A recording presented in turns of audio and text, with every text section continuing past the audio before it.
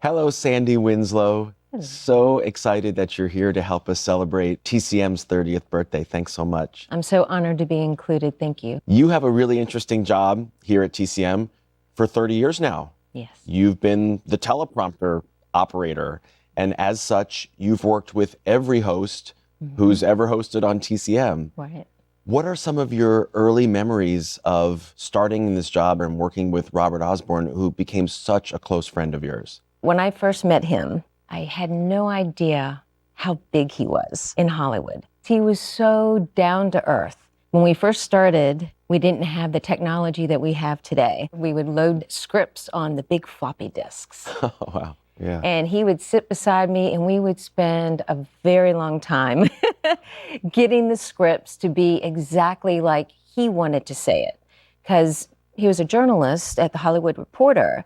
So it was very important for him for the scripts to be in his tone and include thoughts and phrases that he would say. It was amazing to see him whittle it away and then add back in things. And he's like, oh, I just thought about this. Or, I read an article or I ran into somebody in Hollywood. I feel like the two of you, amongst many other people who worked at TCM in the early days, set the tone for perfectionism that we all carry on, or at least try to today. And yet, Robert Osborne, I think he called you as like his work wife, or he was your work husband. I called him my work husband because I spent so much time with him. We were shooting 5 days a week, every other week. And then when we weren't shooting, I was actually working on his scripts to make it, a little bit less cumbersome when he would come in here. And I started here when I was 27, 28.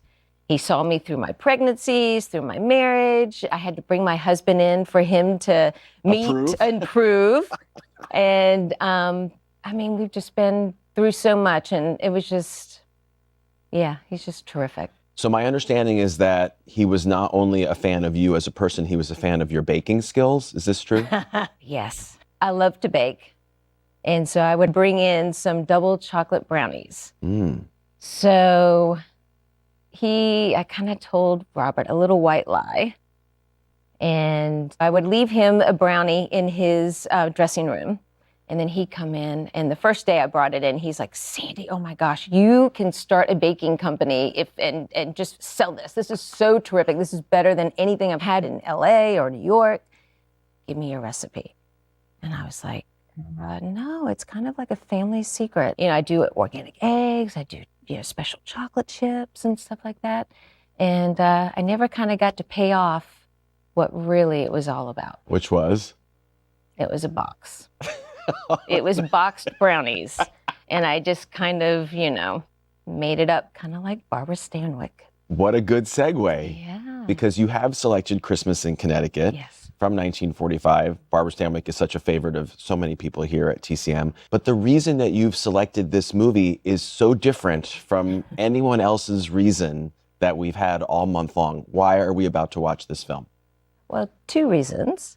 The first one is when Robert first started doing the intros for Christmas in Connecticut, he's like, oh, isn't this just a fantastic movie? Oh, one of my favorites. I begrudgingly said, Robert, I've never seen this movie. So over the years, it was kind of a funny thing. He's like, have you seen it? I'm like, no, not yet. I recorded it the year that he passed away. And I actually hadn't seen it until last week. And I knew that he just loved screwball comedies and he would have just appreciated that. So I didn't want to really watch it. And I was like, you know what? I'm going to watch it. And it was so funny. It was hilarious. And everything that he talked about, I'm like, okay, I get it. I wish I would have seen it and been able to talk to him about it. Oh, I love that. Well, he's listening. Yes. And he's going to watch it with us right now. All right. Here is Sandy's choice from 1945, Barbara Stanwyck in Christmas in Connecticut. I'm so happy to be back with Sandy Winslow to talk a little bit more about Christmas in Connecticut. Sandy, what do you remember about what Robert Osborne loved so much about this movie? He said it was the perfect Christmas movie. As a kid, he would watch this and he's like, oh my gosh, this is like the perfect house. The snow was perfect, the sleigh. What is there not to like? And then you have Cuddles Sakal in the background and he's making everything for you. And he said, it's just perfect. So come to find out that he's been living his dream at Christmas time all along, going to Jane Powell and Dickie Moore's house in Connecticut. And that was exactly what he wanted to do. And he went up there and he would spend Christmas with them. I mean, over 10 years. Who wouldn't want Robert Osborne at their Christmas? Well, exactly. And I know that Christmas in Connecticut is now a personal favorite of Ben Mankiewicz as well. So he's kind of carrying on that tradition, isn't he? Yes. Yeah. Okay, so here's the question I didn't tell you I was going to be asking you. Uh-oh. You've worked with all of us, myself, Jacqueline Stewart, Alicia Malone, Ben Mankiewicz, Eddie Muller. How are we all different and idiosyncratic in the way that we deal with you as teleprompter and the way we are on set? How would you compare and contrast? The one thing that you all have in common is you like to have the scripts in your voice. You like to have your stamp. The other thing in common is the Robert Osborne pronunciations. Very important. I remember when you first started and when Alicia first started, there'd be discrepancies sometimes, like you would know this is how you always pronounce it or how you heard people pronounce it. But we always did it the Osborne way because we just wanted to be consistent, and that was so important to Robert. Everybody comes in. I have so much fun with you guys. My favorite part of the day is when no one is in a rush. Everybody's having their coffee. Alicia's got her slippers on. And we're sitting there and we're getting ready to go through the day and the scripts and everything. And we just get to chat. Because the whole rest of the time, I'm busy working with you guys. And so I don't get to chat with everybody on the set, but I get to chat with you guys. And it's just been an honor and a privilege to work with you guys. And it's been so fun to see you from day one. You and Alicia, it's just been incredible. Just an honor to be a part of you guys. Well, we love working with you.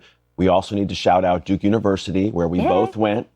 We're representing the Blue Devils, which is not a place where many people go into the entertainment field. So I'm glad that we're here representing as well. Absolutely. Well, Sandy, thank you for wrapping up this fantastic 30th anniversary tribute to TCM. It's been great having you here. Thanks for including me. I really appreciate that. Absolutely. All right, well, stick around because coming up next is another terrific film on TCM. As always, uncut and commercial free. Next on TCM, Breakfast for Two. Then The Bride Walks Out.